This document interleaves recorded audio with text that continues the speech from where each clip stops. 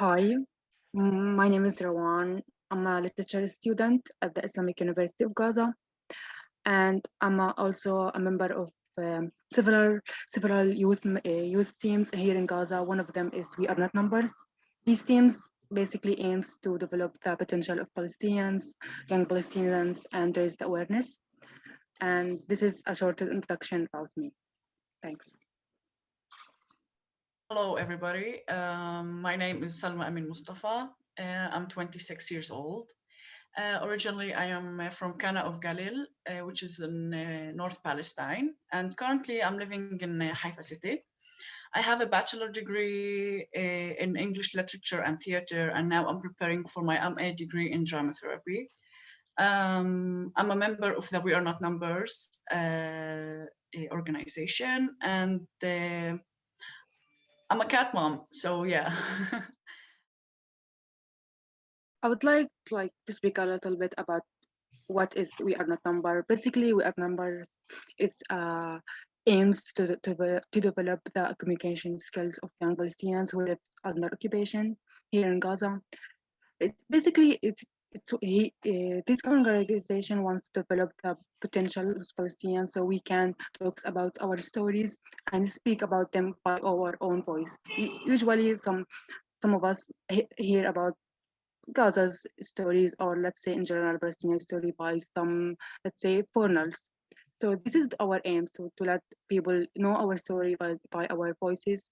Some some of our story that has been written by our writers. Some of it were also not written by our writers, but basically that we are trying to make the Palestinian voice raised up in the world. So one of our aims is actually to let the world know that there is other stories beside the occupation and these story that always we try to hear about here outside of Gaza. We are trying to say that there is stories beside the occupation, that our problems still the same problems that the other world are dealing with. Basically try to humanize the Palestinian stories. I can say that my experience with the We Are Not Numbers is actually different from Rawan's, because I live in the occupied territories, and I cannot go to the office in Gaza. I cannot be physically presented with the group. The Zoom actually opened this platform for all of us Palestinians to be a part of We Are Not Numbers, which is new for this year. We usually are from Gaza, the West Bank, the occupied territories, and also from all over the world, which is amazing. As a Palestinians, we have this shared platform for all of us to learn about the Palestinian stories, to share our experiences with each other. And this was the first opportunity for me to ever engage with the Palestinians from Gaza, because Yeah, me too. yeah, exactly. And I we're only know so Salma. surprised. Yeah, Most of us were surprised to know about each other, because we have a lot of questions, we have a lot of things we want to know, because we only hear about each other from by the news and by fiction. So this virtual, and I know it's limited, but this virtual relationship is actually really meaningful, and it emotional somehow. So yeah. yeah, I totally agree. What I like about one number is to try to we are not number that she tries to give the voice to unvoiced people. Mhm. So it's like what I like that the most that sometimes I wrote my own stories by my own voice. So it's not sometimes there is not there is another not another voice in my story. So it's only narrated by me. Sometimes like we have some national writers who look up to our drafts and see what things that is good. Because like as you know, we are not native writers, so sometimes we got the help from the native speakers to look to our stories and tell us what is good and not what is bad. So I like that it's my own story guided by me only, that some other writers who is amazing is going to say if this suitable or not. So this is, I don't think there is something like that in another organization, but this is what, for me, what makes We Are Not Numbered special. Rawan, I was wondering if you would like to say something about your experience with COVID-19 vaccines being rolled out in Palestine. You know what? A vaccine, like, it's a new thing here in Gaza. Some people are afraid of it. Some people like are wondering and have some question about it. But I think mostly I can understand why people like still like can kind of have a question about it, because even COVID was like a myth for us. Even when people like all the Gaza, one of the latest countries that have COVID in it. So we hear that people out of side of Gaza, because Gaza here are in lockdown. So we hear sometimes out of Gaza when the COVID started, we hear like there is some kind of disease outside, but like we cannot normalize it because we didn't have it yet. But at potentially that we have COVID here in Gaza. But when the vaccine, like the problem that we have vaccine here in Gaza, but we have it like because of donation, and most of donation comes from the Gulf cities. And yeah, there is some of it like came from China and some other cities, but mostly because mostly organizations try to help the world, the third world cities, and um, they give priority to the people that must have it. For example, the medical staff and people have chronic diseases like diabetes. So they try to give the priority to the people. I cannot have it yet. I don't know someone. I don't know from my relative or my friend someone who like had the vaccine. But I think it's still like we didn't hear about it a lot. There's still like there is some questions, and there is not definitely there is like a few people. There is only 2,000 people had it here in Gaza, but I don't think this is a huge number considering the Gazan citizens. Great, Steve, thank you for that. But over here, we read about Israelis receiving the vaccine. The vaccine here was very successful, which is one of the many tools that Israel used to tell the world that she is very successful in now in spreading tools, in fighting the virus, and as being like one kind of state for all of its citizens that received the vaccine, which is now more than half of the people in Israel have received the vaccine. If we want to talk about the Palestinian workers from the West Bank, the Israeli government allowed only the working Palestinians that will enter the occupied territories to take the vaccine, somehow to prevent from spreading the virus into the occupied territories, because right now Israel is focusing on going back to the normal life and fighting the virus internationally, so it can build this very healthy reputation of itself around the world. I think the COVID-19 experience actually changed everything around here, especially about the relationship that is going on between the Palestinians that is living in the occupied territories and the Israeli government. Sometimes I ask myself, how did that happen, and what kind of steps that actually occurred in order for this relationship to become the way that it is now, which is really bizarre. I would actually call it a bizarre relationship. I think the pandemic somehow normalized the relationship between the Palestinian people living in the occupied territories and the Israeli government. Israel succeeded somehow in returning to the minds of the Palestinians by regulating their lives as citizens of the state, which is something that this is the first time that we actually face some such things. Now people all over the occupied territories wait for speeches from the prime minister, which is Benjamin Netanyahu. We wait for the speeches to get updates, to understand the circumstances of the COVID-19 that we're gonna face. it's more likely that we're feeling involved somehow in the whole pandemic as a part of the Israeli regime and as a part of the Israeli government, which is also really bizarre. Another thing that I would like to talk about is how they normalized also the idea of having Arab doctors and nurses and people who work in the medical system, because I know, for example, that the former head of the Mossad, Avraham Halevi, he actually spoke about the health system in Israel, which he calls it that it today depends on the Arabs who work in it, which is something that never happened before. And I remember him saying that if thousands of Arab doctors, nurses, and other health workers sat at home, the health device would totally collapse and there would be no possibility of saving it. A lot of similar statements were said by the IDF, the occupation army. Many of them spoke in Arabic, inviting Arabs and Palestinians from all over the occupied territories, asking them as citizens to join them in fighting the COVID-19.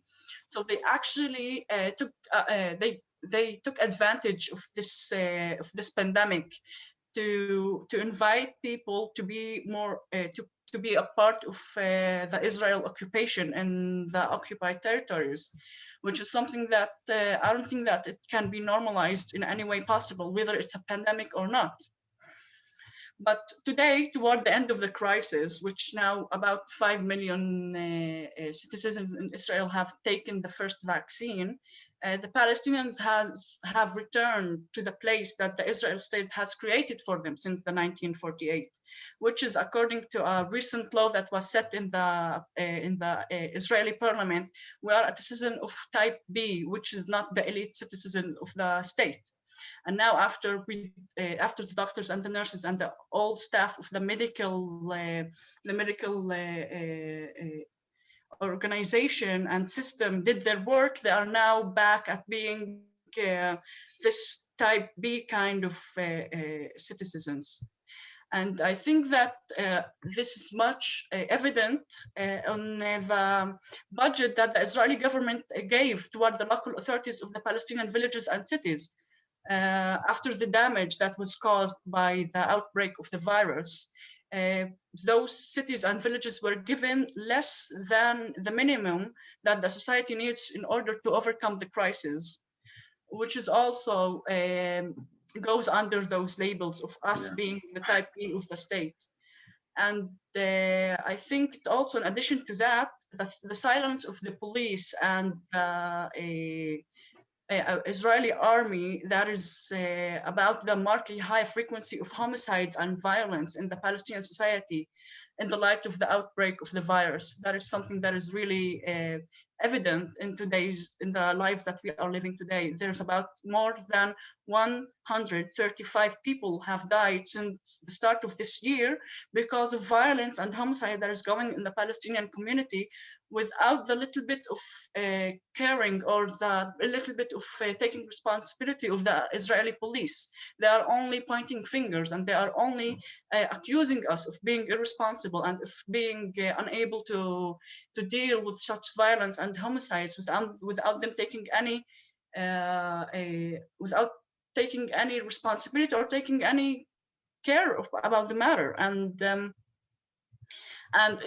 this is something that actually proves that after we have done our part in the pandemic, we just went back to us being only Palestinian that they don't want in their lands, in our land, of course. Yeah, I just wanted to ask Rawan what it's like in Gaza about the lockdown. I imagine it stops people working. They don't have an income. I imagine there's less food, and the food becomes more expensive. And what about hospitals? I'd imagine like operations are stopped, and who gets the vaccine when it does come in? The saddest thing that they open the city, even though we are not ready for it. But people are suffering from. People are suffering from poor. they have to have some salary. So they can't open the city, even though we are not ready to open it. Although that the vaccine was allowed to all of the Israeli citizens in the occupied territories, the Palestinian prisoners are not allowed to take the vaccine. They were also neglected. They were also prevented from family visits and lawyer visits through through this whole year of the pandemic. With the start of the virus spreading in Bethlehem at the beginning of the pandemic, Israel gradually announced the cancellation of family visits and lawyer meetings with the prisoners. Lawyer meetings with the prisoners were banned, and the mass trials were also postponed, as I remember seeing in the news. Until now, we don't have any source from inside of the prisons about the number of prisoners who got the virus or who still has the virus. We don't know. We only have like one source, that is the Israeli prison service, which is something that I don't think that we all can take as serious as it should be. They ignored the virus, and they ignored the fact that the prisoners actually got the virus from the jailers and the detectives that they go outside the prison and go back into the prison. Although they prevented family visits, that didn't stop the virus from going into the prisons and affecting all the Palestinian prisoners. Usually when they report, like, you know, about COVID in Israel, it's like how well ahead of like the rest of the world Israel is, but they almost never mention the fact that, you know, that they're ignoring more than 4 million Palestinians right in their doorstep. And then there's another petition, actually, yeah, that Marks have been sending around medical aid for Palestinians about, like, protesting to our government, you know, to put pressure on the Israelis to, like, share the vaccine, like, fairly and you know, on humanitarian grounds. So I'll be posting them shortly, probably in the next few minutes. Thanks. Thank you for that. Okay, we've got a question here. Do the youth of Palestine favour the one state or the two state, what people are calling the one state or the two state solution, unquote, to the Palestine situation? Okay, I will answer this question, but I don't. Okay, I don't want to speak of, like, of behalf of my, let's say, my Palestinians, but I don't think this is okay. Maybe some people agree this they want one city solution. Some want two city solution, but I don't think that I can speak of all the Palestinians. Maybe I have some opinions of mine, but I don't think this is fair to say, like, I want 1, 2, 3 and ignore what they want. So I don't think this is, like, a fair question, because some people had suffered, like, I think that I'm a privileged person. I have this simplicity, I can speak to you. Some people cannot speak to you because they have their own reasons. But I don't think that me as Rawan, as a privileged person, even though I'm not that privileged according to the world, I can speak on the behalf of the other Palestinians. So I don't think that if I give a fair answer for this question, that I'm being fair to myself or even fair to my fellow Palestinians. So I don't think how I should answer this question. I don't think there is a way, even, let's say, like, gather us together, all of us, then we will have, like, you will have a fair answer for this question. But I don't think that I can speak of someone had suffered from a lot of pain. He had lost almost all of their members of family. Like, there is there is one story that I know. I was 8 years old when the first war here in Gaza started. One of the workers that works with my dad has lost all his family. Every time that I have to go to the office to my dad, I have to see all these pictures of his family, even though I didn't know them. All of us felt connected, even though they are not part of my family. They are, even though I'm from Majid. My parents they have in 1949 have to move from Majdal and go to Gaza. These people who has these picture of these people has hung up in my dad office. I don't know them. My dad didn't have like why he should hang up these picture even though we didn't know them, because we felt connected. Even though my dad has a factory. In the first world we this factory get bombed. My dad felt like, I don't care about this factory. One of my coworkers, his family got lost. All of them died. My dad felt that the loss of money is nothing according to the human beings. So how can I answer this question? Okay. Did you want to say anything about that, Salma? I would rather not, because I think this is a very confusing and complicated question for me, because I have no idea. I don't know. Right. Okay. I'm so sorry. We've got a question in the chat, and it goes back to the elections, I'm afraid. You're not going to escape this one. Agnes is asking, let me see, where is this? Agnes is asking, do young Palestinians, of which you two are representatives, believe that the May and June elections will bring about good, or I'm assuming they bring change for you anyway? Okay, I have like, I'm 21 right now. There is okay.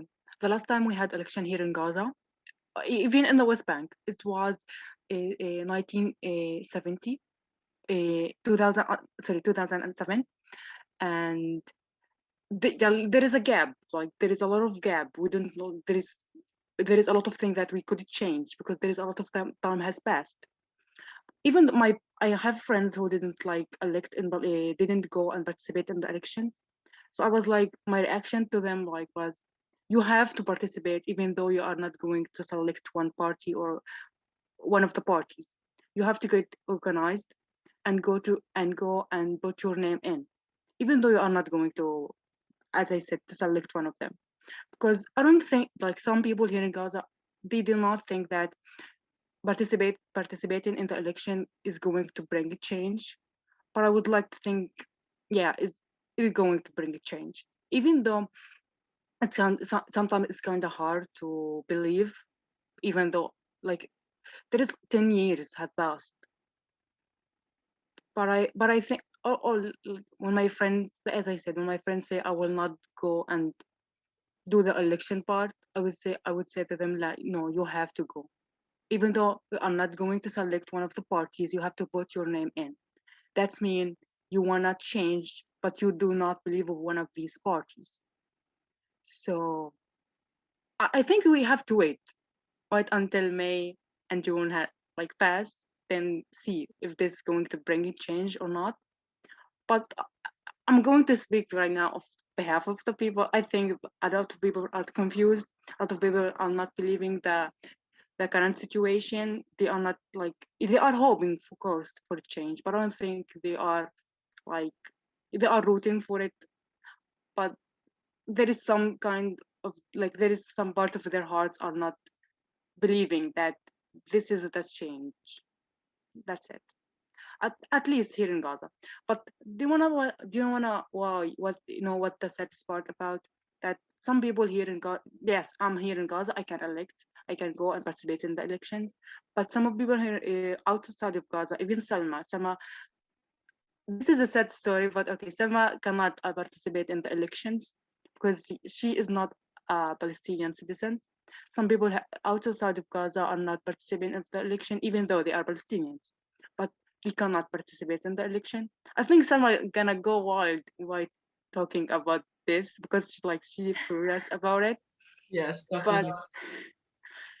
yeah, Okay. like the fact that most of us cannot participate in the election and most of us are not believing in it, it's kind of sad.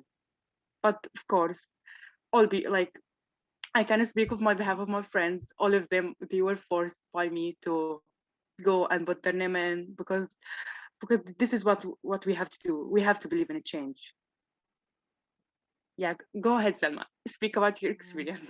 The thing is that despite me being a Palestinian, I cannot be a part of this election because I'm considered an Israeli citizen. So whether I want to be a part of the election or not, I'm not allowed to.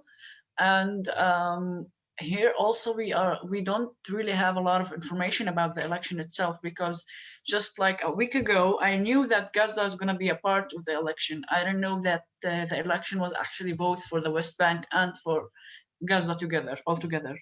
I thought that was just a genuine election that will put the same the same system all over again, that it would be a manipulated election like it always is. But on another hand, we also here have an election here in Israel. I think this is the third time in 4 years, because the government keeps failing, and they always have to redo the elections because they have to make another government that everyone is agreeing on it. And also, me personally, I don't vote here because I'm not really okay with the fact that me being an Israeli citizen, because I don't want to take part of this election. And either way, it will not make any difference. Either way, I'm gonna still have this feeling that I'm not a real citizen in this country, and there's an actual law that says that I'm not an actual citizen. Then I'm a type B kind of citizen.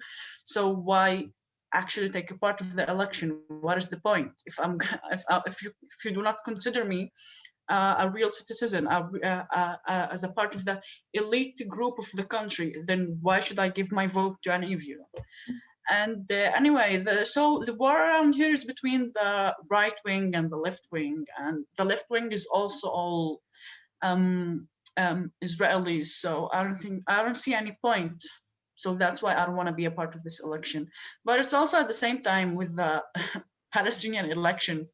So I'm torn between this election here that is going around here in the state that I live in, which I'm allowed to vote, and the election that I want to be a part of because I'm a Palestinian, but I'm not allowed to vote. So, yeah, I think we understand that. So when you talk about the left, though, Salma, would we recognise that as the left, do you think, in the Labour Party? Yeah, I think you know a little bit about British politics. I'm asking you this as well, Rawan. I'm just wondering, I mean, we have the news from your area, but it's never very informative. We really have to search for what is going on, the stuff that we are on the left of the party in Labour want to know about. So I'm just wondering if it's the same for you. You know, do you think we would recognise what you're calling the left in Palestine or Israel? I don't think that you would around here, because the left parties here are still Israelis, are still against the right of return, are still they still have a vote when there's a war against Gaza, and they still vote improving for an approval of the war, but they are somehow friendly kind of Israelis that they are speaking of peace in a kind of stopping the settlements in Jerusalem maybe and the West Bank. They are only looking for a common ground between themselves and the authority in the West Bank. They consider Gaza as the enemy. They consider us also. They were a big part of the proving that the law that considers me a type B citizen, they voted for that. So I don't see what kind of left there is left in them. So. Okay, I think I understand that. Rawan, did you want to speak? Yeah, she basically like speaks about what I'm going to talk about. Yeah, I don't think you have the same ideas that we have here in Gaza about the left. Yeah, I don't think like, even though I'm sometimes, I think this is a general idea, not your fault or our fault, because sometimes when I read some articles about, not generally about Britain or England or anything, but I think it's about the details of the details, so sometimes it gets messed. So I don't think this is anyone's fault, but sometimes these ideas get mixed. Yeah, this is basically what I wanted to talk about. Yeah. So what we're hearing here is that there's really not a lot to choose from. If you were to vote, as you've said yourself, Rawan, there's not a lot of choice. You would expect the same old thing to carry on, the same kind of systems. But what would happen if Hamas were voted out of power in Gaza? To power in Gaza. Yeah, this is a really good question. Yeah. I think, yeah, okay. There's some general ideas that I heard here in Gaza. Some people believe that if Hamas rule here in Gaza, I think they would. I don't. The I'm going to say what I think. This is not. Doesn't mean that I like. This is a general idea, but I think if Hamas ruling here in Gaza, I think she is going to lose. But if she did rule in the West Bank, she will win. Yeah, because like I don't like, even Fatah. I don't hear much about the, let's say, the politic side about Fatah, what how they deal with the people, their people. But because Gaza and the West Bank, it's like they are really aside. There is not much information that I know about the West Bank. I do not expect Selma to know much about what is going here in Gaza. Maybe she will go to internet and search about some information, but it's not that common to know that much because there is a lockdown. I don't think we are in touch that much. So this is my idea. I don't think we know much about different these parties here in Gaza, because the Hamas here in Gaza and Fatah here back then in the West Bank. So yeah, I would think that the internet make us good, because there is a lot of information that I didn't know before that I know now. So yeah, this is my idea, I think. What do you think, Salma? What do I think? I'm not really familiar with how Hamas is really treating people in Gaza, but I am, uh, let's say, really familiar with how Fatah is treating people from the West Bank. I know that if any demonstration were to take place in Ramallah or Nablus or anything against the government, they wouldn't hesitate into taking all the young people that taking part of the demonstration into jail. They wouldn't hesitate into opening investigations. They are pretty much, let's say, a part of the Israel regime, if I'm allowed to say something like that, because if you go to the West Bank, you can find military soldiers everywhere. The checkpoints, they are allowed to do whatever they want without any consideration of the Palestinian Authority, without being without holding any account to anybody. I mean, the West Bank is somehow under the rule of Israel, which is really obvious because of all the violation that the Palestinians who are living there are facing. I mean, just yesterday I saw a video as soldiers were like goofing around a school for like young children. I don't know if it's elementary, or I don't know. I don't know the details, but I just saw in the video that they were harassing kids getting out of school because they were bored or something. And this is the kind of power that the Israeli soldiers have in the West Bank. So I don't think that if Hamas took over the elections, or if Fatah won again, as it does every election that has ever been made, that anything would change, as long as after Oslo, that was in the 1993, and the Israel was given the whole power over the West Bank. And I don't think anything that will ever change unless some of the parts of that contract can be actually changed, and then we can see some change in the West Bank. And right now there are settlers everywhere.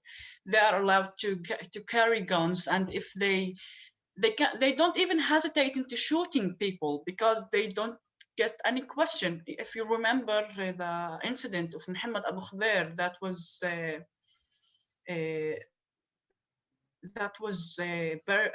burned alive, and the man who did it, he was a settler that was roaming around the West Bank. What did he faced? I think a 3-year sentence into prison, in Israeli prison. So this is the whole point, that I don't think that it actually matters whether Hamas take the elections or Fatah win again, as long as there's this kind of power that Israel has over the West Bank. I think they will get away with everything that they do in the West Bank, as they do till this day, till this moment. So yeah, the elections. Some people, like, they are out of side of Gaza, out of side of Palestine in general. They live in refugee camps. They do not have a Palestinian passport, even though they are considered as Palestinians. Some people, like in Jordan or Lebanon, they do not have a Lebanese passport or Jordan passport. So these people, like, some kind of stuck. They do not have the right of the Palestinians. Also, they do not have the right of the land they are living in. So although they are not participating in the election. Okay, thanks a lot for that. I can say it's a really emotive subject for you. Thank you, both of you, everyone, for coming. I want to thank especially our two young speakers. I thought they spoke very eloquently about what the general conditions are like in both areas, very different areas, and about the political situation. Very eye-opening there. We have recorded this session, so I know there was an awful lot to take in. Okay, bye. Bye, everybody. Thank you.